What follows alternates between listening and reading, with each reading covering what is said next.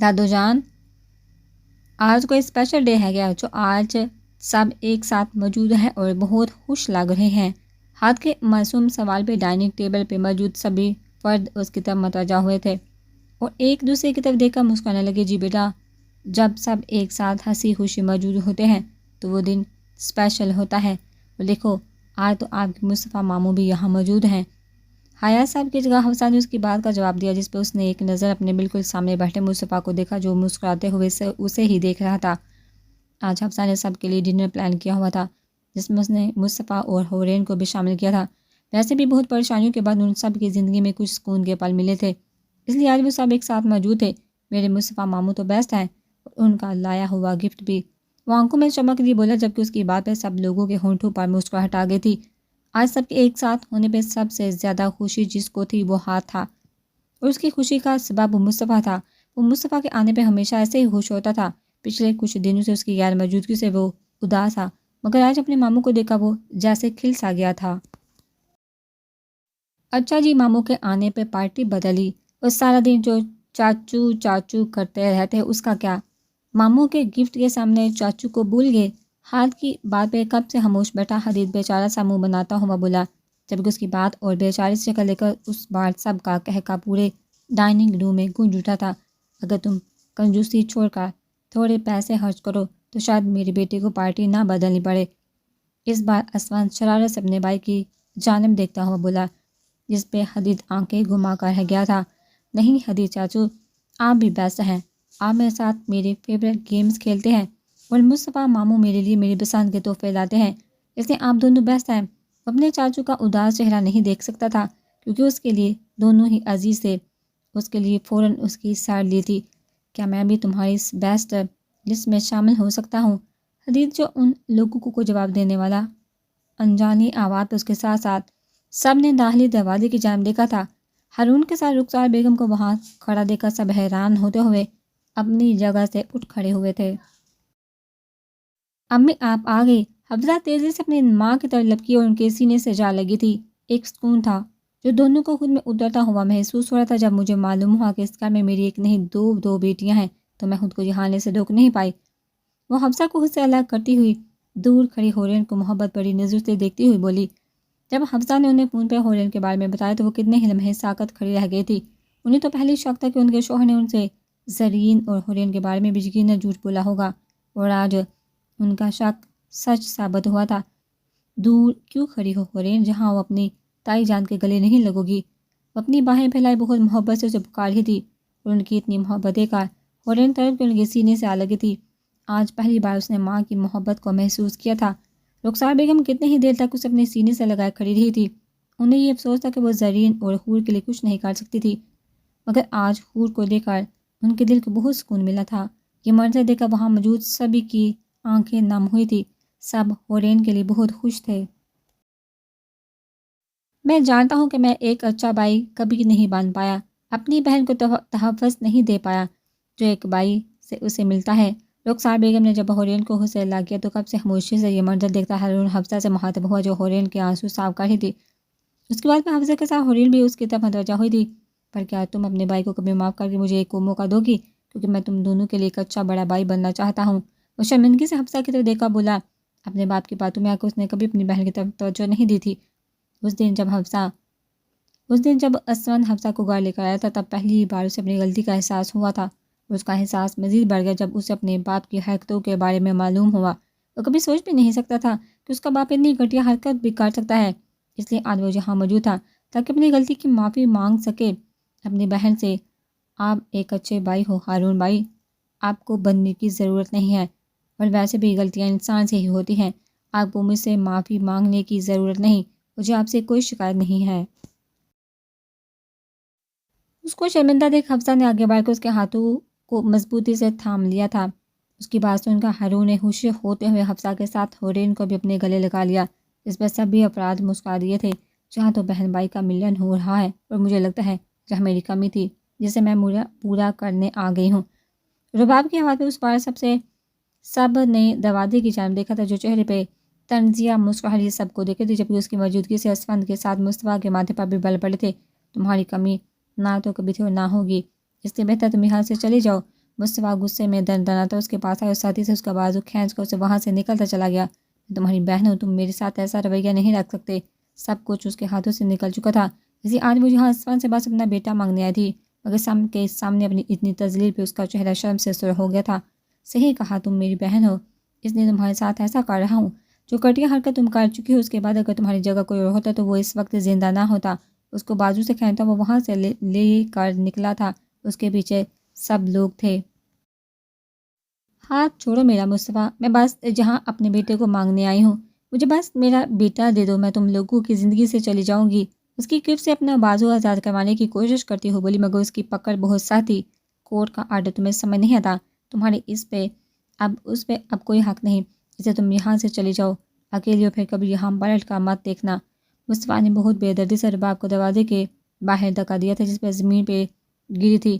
اپنے بھائی کی آنکھوں میں نفرت دیکھا پہلی بار رباب کی آنکھوں میں آنسو آئے تھے۔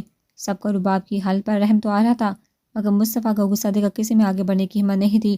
آج سے میرا تم سے ہر رشتہ ختم، اور میں ایسی خود غرض لڑکی کا بھائی نہیں بننا چاہتا جو اپنے فائدے کے لیے کسی کی زندگی کے بارے میں بھی نہ سوچے۔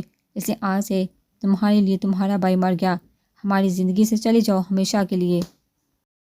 اس کے منہ پر زوردار آواز کے ساتھ دروازہ بند کرتا ہوا پلٹا اور اپنی آنکھوں میں آیا آنسو کو بے دردی سے صاف کرتا سب کی طرف دیکھ کے بغیر ڈائننگ روم کی طرف بڑھ گیا۔ کیا بات ہے ہورین، میں نوٹ کر رہا ہوں جب سے ہم وہاں سے واپس آئے ہیں تم اداس لگ رہی ہو، کسی نے کچھ کہا ہے تم سے؟ وہ بیڈ پہ نیم دراز لیٹا اس پہ نظر جمائے ہوئے بولا جو ڈریسنگ کے سامنے بیٹھی بے دلی سے اپنی چوڑیاں اتار رہی تھی۔ جب سے وہ لوگ اسفند کے گھر سے واپس آئے تھے تب سے ہورین بالکل خاموش تھی۔ سارا راستہ اس نے کوئی بات نہیں کی۔ اب اس کی خاموشی سے گھبرا کر وہ اپنے من میں چلتا سوال پوچھ بیٹھا تھا، آج میرا وہاں رکنے کا بہت من تھا اور سب لوگ بھی کتنا اصرار کر رہے تھے، پر آپ نے کسی کی نہیں سنی، خود تو آگے ساتھ میں مجھے بھی لے آئے۔ مصطفیٰ کی آواز پہ اس کا ہاتھ ایک لمحے کے لیے رکا اور آئینے میں نظر آتے اس کے عکس کو دیکھا تھوڑا ناراضگی سے بولی تھی۔ اس کی خاموشی کی وجہ جان کر مصطفیٰ کھل کر مسکرایا تھا، جہاں ادھر اور میرے پاس۔ وہ ہاتھ بڑھا کر اس کو اپنے قریب آنے کا اشارہ کرتا ہوا بولا تو ہورین چہرے پہ ناراضگی لی اپنی جگہ سے اٹھ کر اس کی جانب بڑھی تھی۔ وہ جانتی تھی احتجاج کرنے کا کوئی فائدہ نہیں تھا، اگر وہ منع کرتی تو وہ اسے اپنے طریقے سے اپنے پاس لیا تھا، جو یقیناً اس کے لیے اچھا نہیں تھا۔ تم 10 دن اپنی بہن کے پاس رہ کر آئے ہو، اس کے بعد بھی تمہارا دل نہیں بھرا جو آج بھی وہاں رکنا چاہتی تھی؟ مصطفیٰ نے اس کی کلائی تھام کا بغیر اس کو کوئی موقع دیے ایک جھٹکے میں اسے اپنے جانب کھینچا تھا۔ ہورین جو سنبھلنے کے لیے تیار نہیں تھا، اپنا بیلنس برقرار نہ رکھ سکی اور سیدھے اس کے سینے پہ آ گری تھی۔ یا پھر تمہیں اپنے شوہر کے قریب رہنا پسند نہیں؟ اپنے ایک ہاتھ سے اس کی کمر پہ گرفت مضبوط کر کے دوسرے ہاتھ سے اس کے چہرے پر بالوں کو پیچھے کرتا ہوا تھوڑی ہلکی سے بولا تھا، نہیں ایسی بات نہیں، وہاں سب تھے تو اس لیے میرا دل چاہ رہا تھا کہ میں ان کے ساتھ اور وقت گزاروں۔ اس کی اتنی قربت پہ ہورین کو اپنا چہرہ سویا ہوتا محسوس ہو رہا تھا۔ دھڑکن یکدم تیز ہوئی تھی۔ کل تک مجھے لگتا تھا کہ میں بالکل تنہا ہوں، میرا کوئی رشتہ موجود نہیں، مگر اب مجھے ایک بہن، ایک بھائی اور ایک ماں مل چکی ہے، میری فیملی کمپلیٹ ہو گئی ہے۔ وہ جانتی تھی کہ وہ اس کی بات سے خفا ہو گیا ہے، اس لیے وہ نظر جھکائے اس کی شرٹ کے بٹن سے کھیلتی ہوئی نرم لہجے میں بول رہی تھی، بس اس لیے تھوڑا سا وقت ان کے ساتھ گزارنا چاہتی تھی۔ اس بار اس نے نظریں اٹھا کر دیکھا تو وہ مصطفیٰ کی خود پہ جمی گہری نظروں کو محسوس کر کے گڑبڑا سی گئی اور ساتھ ہی اس نے اس کے اوپر سے اٹھنا چاہا، مگر وہ اتنی جلدی اسے چھوڑنے کے موڈ میں نہیں تھا۔ تمہاری تو فیملی کمپلیٹ ہوگی، مگر میری فیملی تو ابھی تک انکمپلیٹ ہے، اسے کب پورا کرنے کا ارادہ ہے تمہارا؟ اس بار وہ اس کے نازک وجود کو مکمل اپنے ہزار میں لیتا ہوا شرارت سے بولا، مگر ہورین اس کی شرارت سمجھ نہیں پائی تھی۔ اگر رباب آپی سدھر جائیں اور سب سے معافی مانگ لے تو آپ کی بھی فیملی کمپلیٹ ہو جائے گی، وہ معصومیت سے بولی۔ مصطفیٰ کو اپنے دل میں اترتی محسوس ہوئی تھی، میں رباب کی بات نہیں کر رہا، میری ناسمجھ بیوی۔ اس بار وہ اس کے نازک وجود کو بہت احتیاط سے بیڈ پر لٹاتا اس کے اوپر جھکا تھا۔ اس کی اس حرکت پہ ہورین کی گھبراہٹ میں مزید اضافہ ہوا۔ وہ اپنے ہوش کا لب تار کرتی ناسمجھی سے اس کی طرف دیکھنے لگی تھی۔ میں اپنی فیملی کی بات کر رہا ہوں، جس میں میں ہوں، تم ہو، ہمارے چھوٹے چھوٹے 4-5 بچے، تب تک جا کر ہوگی نا میری فیملی کمپلیٹ۔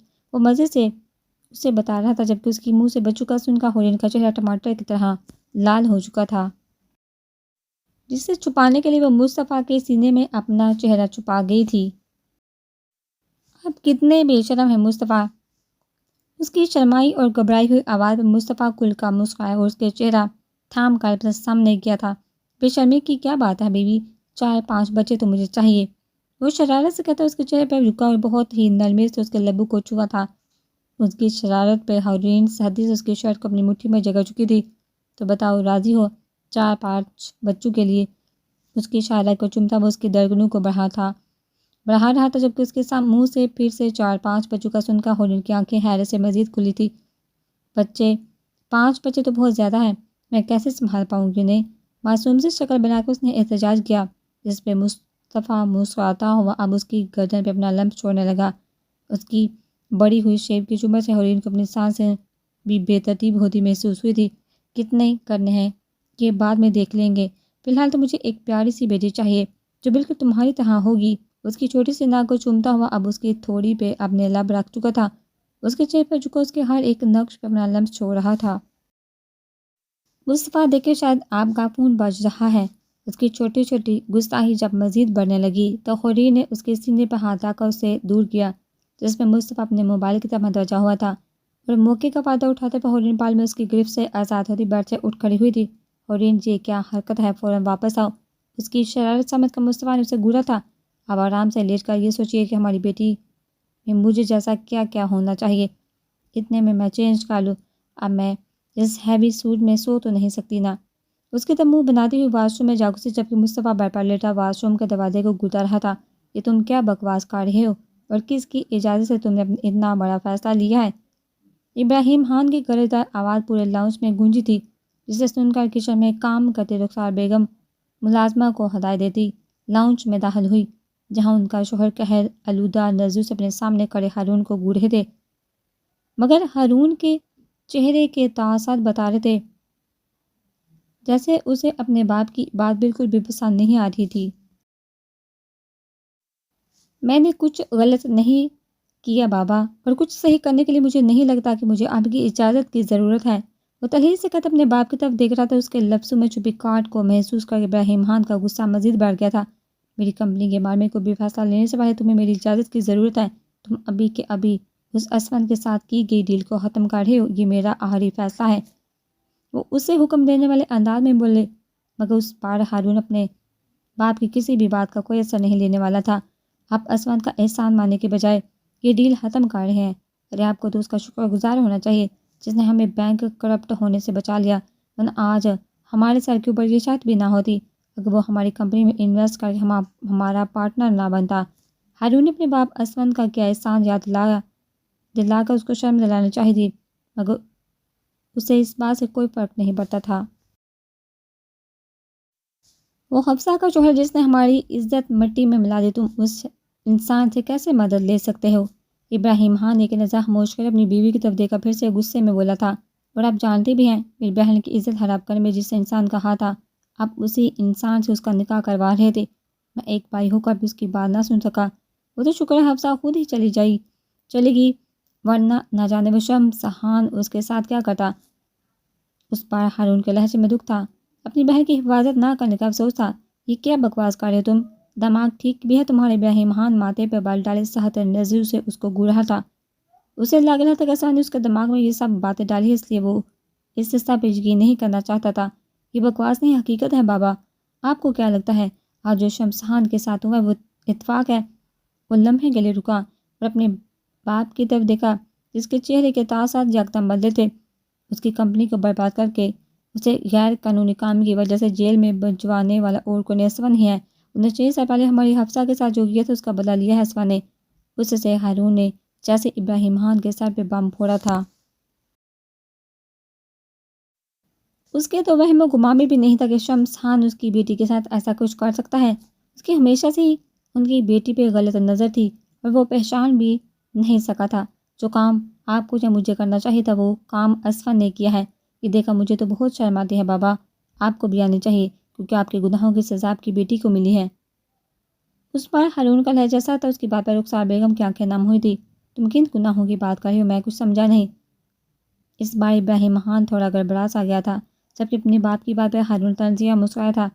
اپنے بھائی کو جان سے مارنے کا گناہ، پھر چند پراپرٹی کے لیے اپنے اسی بھائی کی بیٹی کا جان کا دشمن بننے کا گناہ، اور نہ جانے آپ نے کتنے گناہ کیے ہوں گے بابا جن سے آج تک ہم انجان ہیں۔ زندگی میں پہلی بار اسے اپنے باپ سے نفرت سی محسوس ہو رہی تھی۔ وہ اپنے باپ کی باتوں میں آگے بھٹک گیا تھا، مگر وقت رہتے اس کی آنکھیں کھل گئی تھی۔ کیا ہوا؟ اب خاموش کیوں ہو گئے؟ بول دیں کہ سب جھوٹا، آپ نے ایسا کچھ نہیں کیا۔ وہ تحلیل سے بولتا اپنی آنکھیں بہا دی، ماں کے قریب آیا، بہت نرمی سے ان کے آنسو صاف کیے تھے۔ آج تک آپ نے صرف خود سے محبت کی ہے بابا، نہ آپ ایک اچھا شوہر بن پائے اور نہ ہی ایک اچھے باپ، اور آج مجھے آپ کو اپنا باپ کہتے ہوئے بھی شرم آتی ہے۔ وہ اپنی ماں کے گرد اپنے بازو حائل کرتا انہیں ساتھ لیے آگے بڑھا تھا۔ اور ہاں، ایک اور آخری بات۔ جاتے جاتے وہ رکا اور پلٹ کر اپنے باپ کی جانب دیکھا جو کسی بت کی طرح خاموش کھڑے تھے۔ آپ کو جو چاہیے تھا آپ کو مل چکا ہے، اس لیے میں آپ سے گزارش کرتا ہوں کہ آپ میری دونوں بہنوں کی خوشیاں برباد نہ کریں، انہیں اکیلا چھوڑ دیں۔ اگر آپ نے ایسا نہیں کیا تو مجبوراً مجھے ہی کوئی قدم اٹھانا پڑے گا جو آپ کے لیے اچھا نہیں ہوگا۔ مضبوط لہجے میں بولتا وہ اپنی ماں کو لیے وہاں سے نکل گیا، جبکہ اس کا کہا ایک ایک لفظ ابراہیم خان کے کانوں میں کتنی ہی دیر تک گونجتے رہے تھے۔ ہاتھ کو سلا کر وہ دروازہ بند کرتی، جیسے ہی کمرے میں داخل ہوئے اسفند کو بیڈ پر نیم دراز دے کر اس کے ہونٹ ہولے سے مسکرائے۔ ہاتھ کو سلانے کی وجہ سے وہ اکثر اپنے بیڈ روم میں دیر سے آتی تھی اور اسفند کا روز کا معمول تھا وہ ایسے ہی بیڈ پہ لیٹ کر اس کا بیڈ روم میں آنے کا انتظار کرتا۔ کبھی کبھی تو وہ جان بوجھ کو شیطان کرنے کے لیے دیر سے آتی، جس پہ وہ کافی جھنجھلا جاتا، اور اس وقت حفصہ بمشکل اپنی ہنسی کا کنٹرول کر پاتی تھی۔ یہ ہاتھ کو آج کل کچھ دیر سے نیند نہیں آنے لگی، ورنہ پہلے تو وہ جلدی سو جاتا تھا۔ اٹھ کر بیٹھ کر حفصہ کی جانب مشکوک نظر سے دیکھتا ہوا بولا۔ اس کا سوال سن کر حفصہ کو ہنسی تو بہت ہے، مگر وہ اپنی ہنسی دباتی ڈریسنگ ٹیبل کی طرف بڑھی تھی۔ بچہ ہے جب زیادہ تھکا ہوا ہوتا ہے تو جلدی سو جاتا ہے، اور آج تو اسے نیند نہیں آ رہی تھی۔ ابھی بھی بہت مشکل سے سلا کر آئی ہوں۔ آج وہ کوئی جھوٹ نہیں بول رہی تھی، کیونکہ آج ہاتھ کو واقعی نیند نہیں آ رہی تھی۔ بار بار وہ بس اس سے ایک ہی سوال کر رہا تھا کہ اس کی بہن کب آ گئی۔ اب بھلا اس کے اس سوال کا کیا جواب دیتی؟ بس آہستہ سے مسکرا دیتی، مگر وہ بھی اپنے باپ کی طرح بالکل ضدی تھا۔ اسے آج ہی اپنے سوال کا جواب چاہیے تھا۔ بس کیا تھا اس کے سوال سے تھا کہاں کا حفصہ کو کہنا ہی پڑا کہ اس کے نیکسٹ برتھ ڈے پر اس کی بہن اس کے پاس ہوگی، جس پہ وہ خوش ہوتا سونے کے لیے لیٹ گیا، جس پہ حفصہ نے سکون کا سانس لیا تھا۔ مجھ سے بہن کی فرمائش تو کر دی، مگر اب خود ہی اپنی فرمائش کو پوری نہیں ہونے دے رہا ہے۔ اسفند ایک ٹھنڈی آب بڑھتا ہوا بولا، اور ایک نظر حفصہ پہ ڈالی جو اب اپنی چوڑیاں اتار کر اپنے بالوں کا جوڑا بناتی ہوئی اٹھ کھڑی ہوئی تھی۔ اس کے مسکراتے ہونٹ بتا رہے تھے کہ وہ اس کی بڑبڑاہٹ کو سن چکی ہے۔ کچھ دیر تو وہ بیٹھا اس کو گہری نظر سے دیکھتا تھا، مگر حفصہ کی سستی پہ جھنجھلاتا بیٹھا اٹھ کر اس کے پیچھے جا کھڑا ہوا تھا۔ بہت ہنسی آ رہی ہے نا میری حالت پہ، جبکہ تم اچھی طرح سے جانتے ہو تمہیں تمہاری یہ ہنسی بہت مہنگی بھی پڑ سکتی ہے۔ وہ پیچھے اس کو اپنے حصار میں لیتا ہوا خمار آلودہ لہجے میں بولا، اور اس کے کان کے لو کو اپنے ہونٹوں میں اپنے دانتوں پہ لے کر دباؤ سا دیا، جس میں حفصہ کی منہ سے ہلکی سی سسکی نکلی۔ بہت برے ہو تم اسفند، کوئی ایک موقع نہیں چھوڑتے مجھے تانگ کرنے کا۔ آئینے میں اس کی طرف دیکھتے ہوئے بولی، جو اب اس کے بالوں میں اپنا چہرہ چھپائے اس کی خوشبو کو خود میں اتار رہا تھا۔ اور تم جو مجھے ہر وقت تانگ کرتی رہتے ہو، اس کا کیا؟ میں اچھی طرح سے سمجھتا ہوں تم روز جان بوجھ کر دیر سے بیڈ روم میں آتی ہو۔ اس کے پیٹ پہ اپنے قریب سے ساتھ کرتا ہوا بولا، اور ساتھ ہی اپنے لب اس کی گردن پر رکھ دیے تھے۔ حفصہ جو اپنی پروڈکٹ میں کچھ کہنے والی تھی، اسفند کو کی بڑھتی جسارتوں پہ اس کا جملہ منہ میں ہی رہ گیا تھا۔ کتنا ہی وقت یوں گزر گیا، دونوں سحر انگیز لمحات میں کھو سے گئے تھے۔ کمرے کی مالی ہیزی خاموشی کو دروازے پہ ہونے والے دستک نے توڑا تھا۔ دروازے پہ ہوئی دستک پہ وہ دونوں جیسے ہوش میں آئے تھے۔ اسفند نے یکدم سے اپنی گرفت سے آزاد کیا تھا۔ اس وقت کون ہو سکتا ہے؟ چہرے پر پریشانی لی وہ ایک نظر حفصہ کی طرف دیکھتا دروازے کی طرف بڑھا، مگر دروازے پہ کھڑی ہستی کو دیکھ کر وہ حیران ہوا تھا۔ کیا بات ہے ہاتھ بیٹا، آپ سوئے کیوں نہیں؟ کوئی برا خواب دیکھا ہے آپ نے؟ وہ اس وقت ہاتھ کو یہاں دیکھ کر تھوڑا پریشان ہوا، جھکا، اس کو اپنی گود میں اٹھا کر دروازہ بند کرتا کمرے میں لے آیا۔ ارے ہاتھ بیٹا کیا ہوا، نیند نہیں آ رہی آپ کو؟ اس کو جاگتا ہوا دیکھا حفصہ بھی پریشانی سے اس کی طرف بڑھی تھی۔ ڈیڈ اور ماما، میں آپ دونوں سے ایک بہت ضروری بات کرنے آیا ہوں، اور اس کو کیے بغیر مجھے نیند نہیں آئے گی۔ وہ ایک نظر دونوں کی طرف دیکھتا سنجیدگی سے بولا، جبکہ اس کی باتیں حفصہ اور اسفند ناسمجھی سے ایک دوسرے کی طرف دیکھنے لگی، جانے ایسے کیا بات ہے جو وہ کرنے والا تھا۔ ایسی کون سی بات ہے بیٹا جس کے بغیر نیند نہیں آ رہی؟ اسفند اس کو گود میں لیے بیٹھ پہ بیٹھا اور حفصہ کو بھی بیٹھنے کا اشارہ کیا، جس پہ وہ بھی اس کے برابر میں بیٹھ چکی تھی۔ وہ بات یہ ہے ڈیڈ کہ مجھے اب ایک نہیں 2 بہنیں چاہیے، جس طرح ہارون ماموں کی 2 بہنیں ہیں۔ ماما اور ہورین مامی بالکل اسی طرح، مجھے بھی 2 بہنیں چاہیے۔ وہ معصومیت سے کہتا وہ ان کی طرف دیکھنے لگا، جبکہ اس کی نئی فرمائش پر حفصہ کی آنکھیں مزید کھل گئی۔ اس کے تاثرات دیکھ کر اسما نے بڑھ کر اپنی مسکراہٹ کو روکا تھا۔ وہ ابھی اپنی بیٹی کی ایک بہن کی فرمائش کو پوری نہیں کر پایا تھا اور یہ دوسری بہن کی فرمائش کرنے آ گیا۔ ٹھیک ہے بیٹا، آپ کا حکم سارا کھبے، آپ کی یہ نئی فرمائش کو میں ضرور پورا کروں گا۔ وہ محبت سے اس کی پیشانی چومتا آنکھوں میں شرارت لیے حفصہ کی طرف دیکھنے لگا، اس کی بات اسے گو رہی تھی۔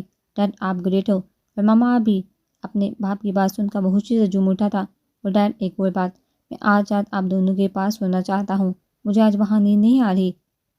وہ اسمان کی گود سے اتر کر بیڈ پر لیٹتا ہوا بولا اور اس کی بات سن کر اس پر ہنسنے کی باری حفصہ کی تھی، مگر ہاتھ کی موجودگی کو محسوس کر کے وہ اپنی ہنسی دبا گئی۔